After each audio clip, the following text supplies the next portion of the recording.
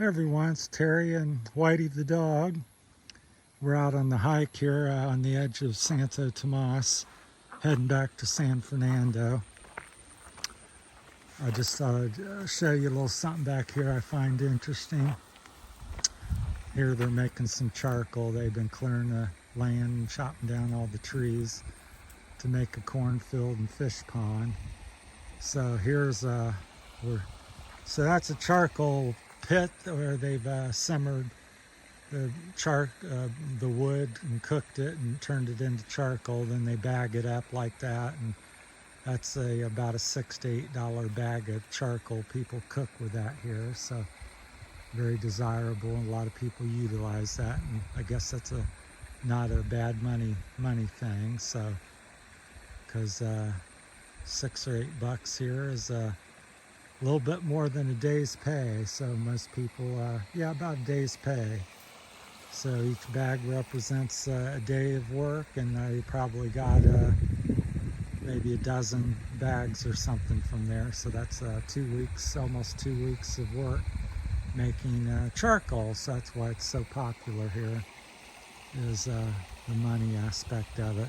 Here we got some fish ponds. I understand it's an expat. It's either American, British, or Australian. I thought they said he was American, but it is a foreigner, and I think he's married to a Philippine lady. They live on this little house back here, so they had this area field dug out into different ponds. I think there's 8 of them total, roughly, and they're supposedly, I heard they're doing catfish back here. So they just made this the past few months, so I don't know if it's stocked yet. I thought I seen something splash over there, so maybe it has some catfish in it.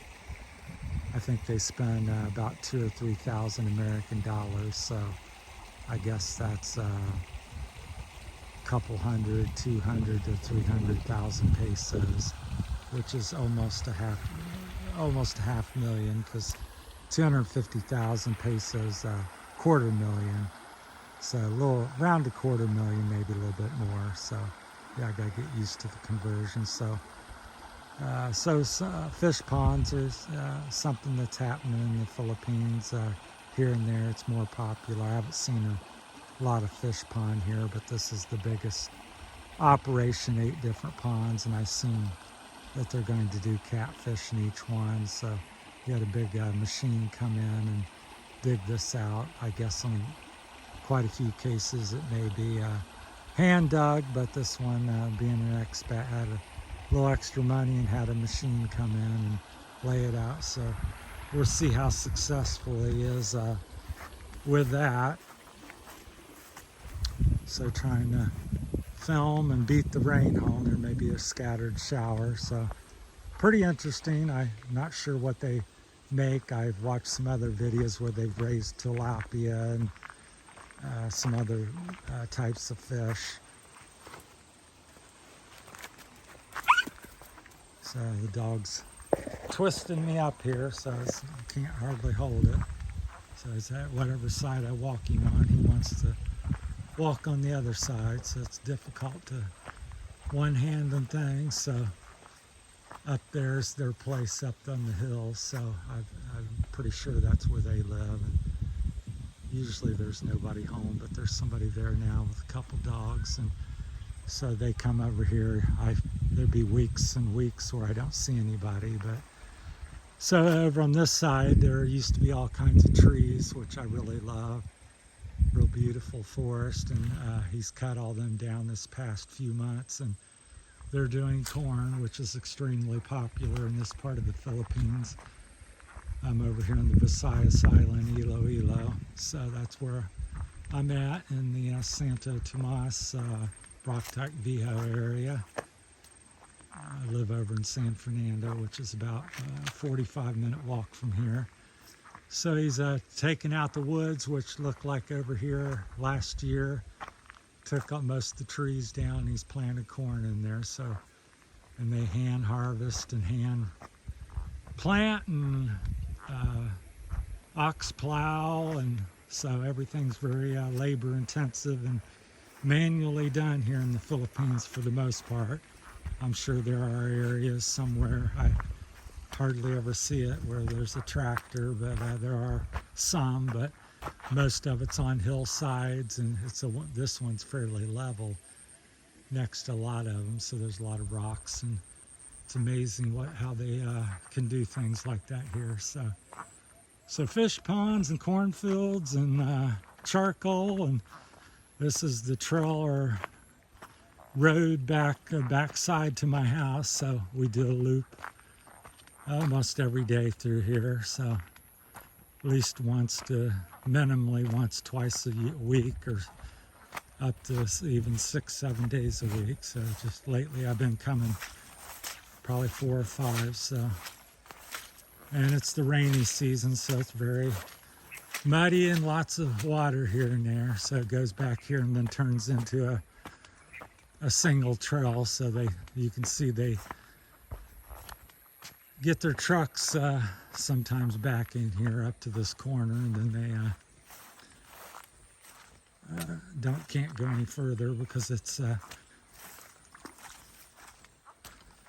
too narrow, and so the rest from there is walking, so they usually will come this far and park and do what they do. So anyhow, I just wanted to share that man's operation. So he's a expat over here, owns a few hectares. Don't know how much, I haven't met him, I just heard all this through rumors, and of course can see what he's done, his work. So here it switches to just a single track up the hill here, so very steep, so I'll be out of breath time we get up here. So yeah, just wanted to share it. So again, it's Terry's Philippine journey, and there's a little secret spring or thing coming out of the mountain here that goes into the creek, so it's hard to see. It goes up through the woods, very dense, where there's some trees left. Most of them's been cut down through charcoal, so we go here, it's very shaded and lots of trees, and you get up around the corner and there's hardly any trees left, and it's some sort of invasive grass or common grass here. You can kind of see it here on the side. Some local came and whacked all the trees and grass down along the trail, so it was kind of overgrown, and so it's very steep. It's hard to breathe, and the camera makes it look flat, but it certainly isn't. I walk it all the time, and it's always, I can run about 3/4 of the way up, and I'm out of gas and have to walk. So usually by here I'm walking.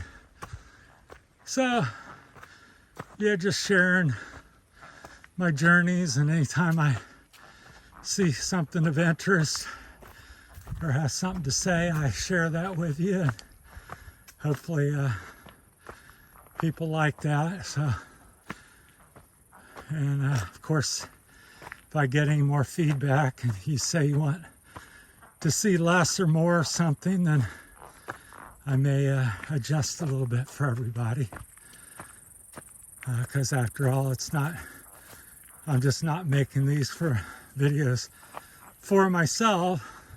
I'm doing what I do and sharing it with you, but I want other people to enjoy it as well. Now we're at the kind of the top of a little rise, but we're not at the top of the hill by no means. I'll show you up here real quick.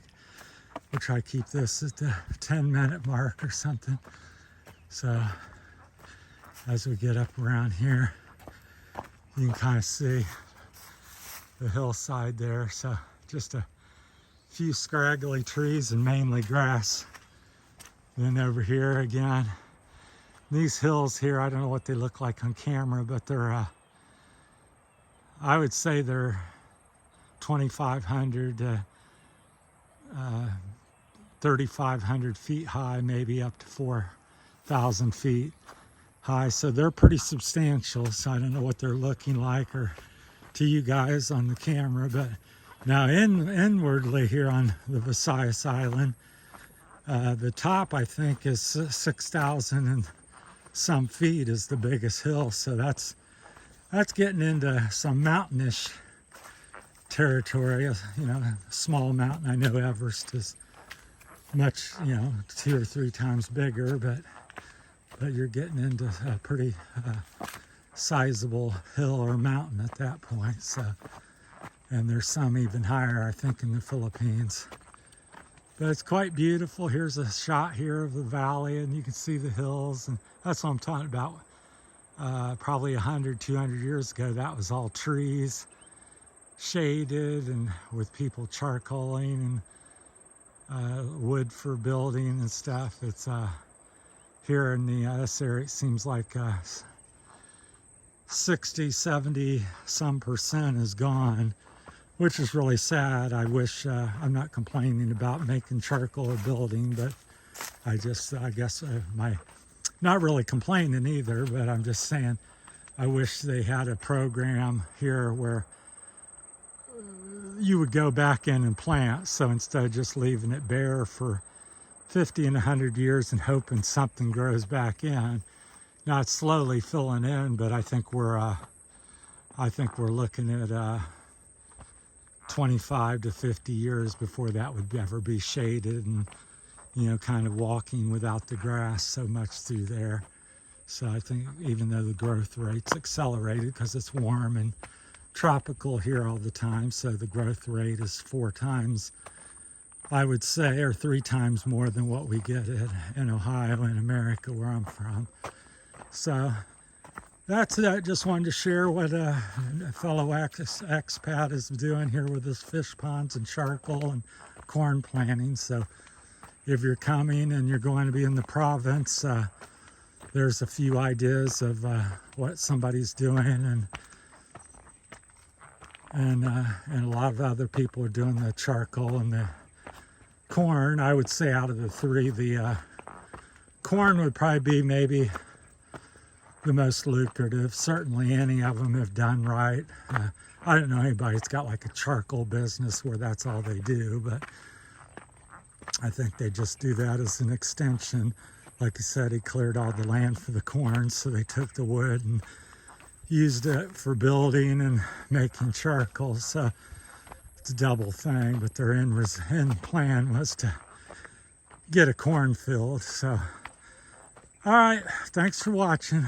Appreciate all the support.